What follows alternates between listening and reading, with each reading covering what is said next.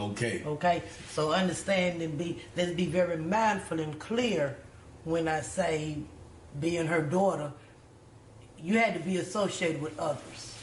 So I have a group of golden girls that also persuaded this walk with me, which was our state representative, Evelyn Terry, our city council member, Dee Dee Adams, Doris Harrell, Marie Roseborough.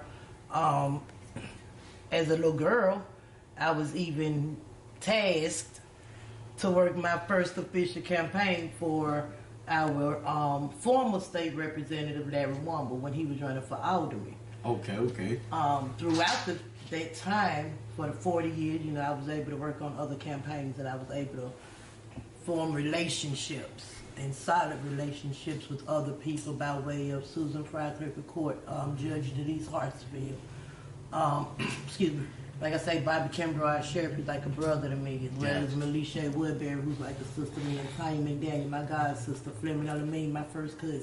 So it can go on and on and on. It's real. Not like I woke up and fell out the tree and said, hey, I'm going to be in politics. It's in my DNA. I was definitely going to ask you, what made you decide to want to run for the Northeast, the City Council Award? Well, when I woke up, I said, I'm going to tell you, I'm going to keep it hot with you.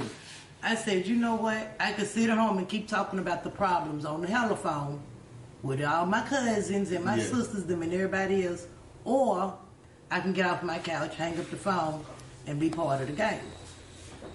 I decided to be part of the game because I began to see too many things that was continuously happening against us and not for us. Right.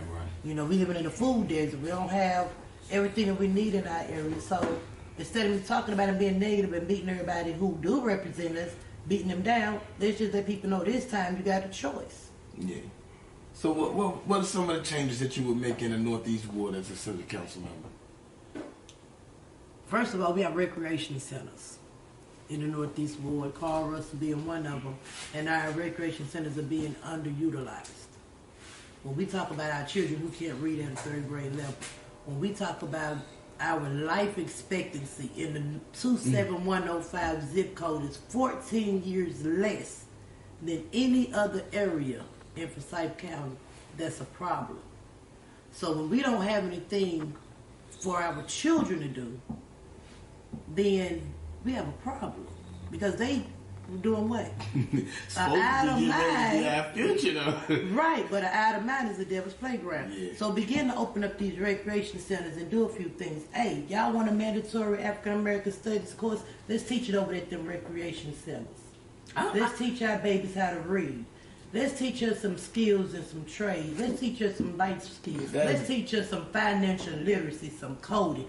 Learn about everything in life. Don't just tell us, hey, you came in the rec, let me give you a basketball.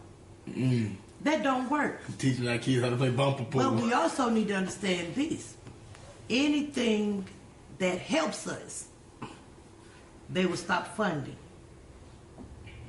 You go back and you look at the 70s and the 80s when the recreation center had double dutch teams, AAU basketball teams. Excuse me.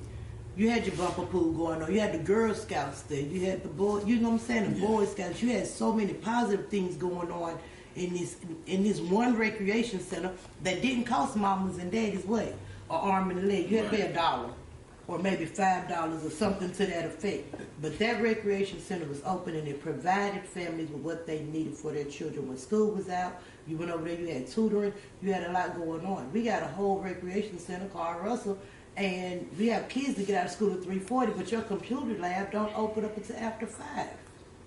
So what do those children do from 3:40 to 5:40?